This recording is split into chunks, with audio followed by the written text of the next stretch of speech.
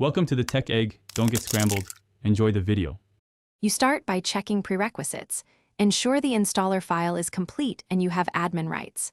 Once ready, locate the downloaded file in Downloads or your chosen folder. Make sure there's enough free disk space. Uninstall old versions if needed. If security software blocks installers, temporarily disable or allow the app. Now double-click the installer to begin. Follow prompts for destination and permissions. This gets you into the setup phase quickly and avoids common early interruptions.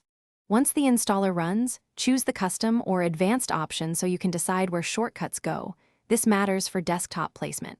On Windows, check the box to create a desktop shortcut or manually right-click the installed exe, choose Send to Desktop. On Mac OS, drag the app into Applications, then right-click and choose Make Alias, dragging that alias to your desktop. Make sure permissions are accepted and any bundled extras unchecked. After install, verify the app launches from the desktop shortcut. To finish, launch the app from the desktop to confirm it works, and pin it to the taskbar or dock for quick access.